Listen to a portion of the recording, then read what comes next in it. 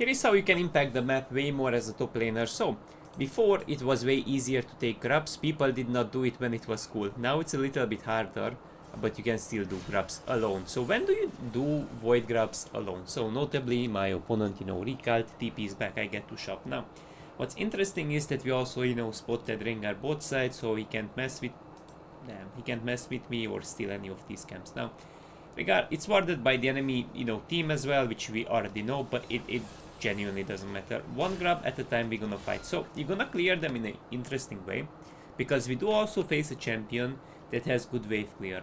That's like one of the problems, right? So Sion, his whole kit, his Bummy Cinder is just wave clear. So against like good wave clear champions, what we want to do is we finish one void grab really quick. We don't split our basic attacks in between too much, and then we actually rotate back to top lane. Now, once we rotate back to top lane really quick, how much CS do we lose and how much gold did we get from grabs? So we lost basically 2 minions, actually I can say one, right? Again, I'm like rounding, I just said like the funny thing, we are rounding in a weird way, right? But the amount of gold you lost is not really significant because you still got money from the grubs and from the little mites as well, right? So even in terms of XP, you're somewhat even as you were before, which is like really, really cool.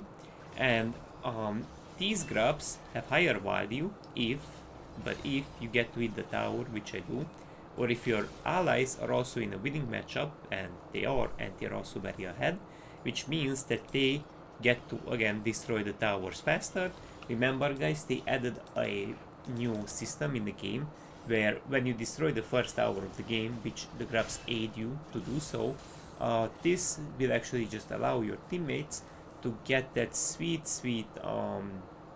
basically first tower, and then they can get really OP item spikes. Most of my champions are hard scalers and they have really OP, like almost every item you buy on these champions are actually like strong item spikes. I'm not even kidding. Except like Lulu, I guess she's like a bit more basic because she's like an enchanter right now. In here we do the same logic, right? Same logic. He obviously, like Sion does what he needs to, he's pushing.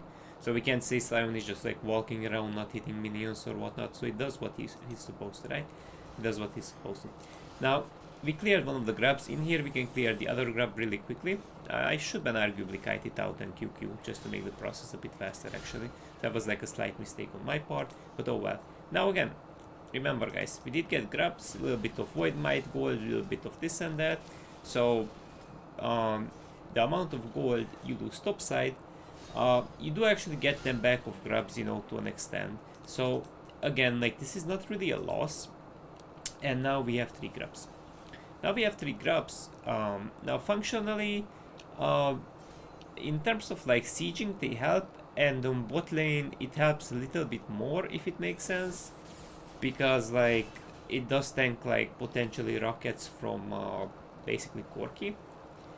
And there are also like 2 champions on the bot side, so 2 champions spawn the mites, which also tend to siege pretty hard. So if Yunara gets even more ahead from this point on, she spikes really hard at her second item.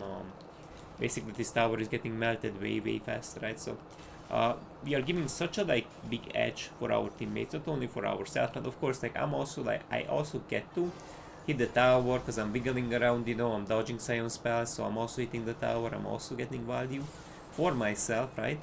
For those Pepegas that always say stuff like, I wanna play for my team, I don't wanna like, it's just stuff like that.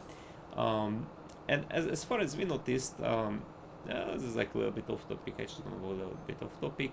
So in here, there's nothing special, I'm just hovering for Karthus, but sadly Kassadin rotates first, so there's nothing special about this.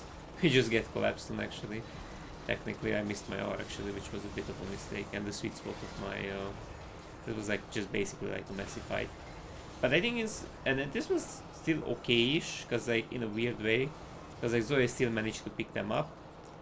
And as a tendency, what's also like really cool that she also got like the first tower in mid lane, if oh no, she actually overchased instead.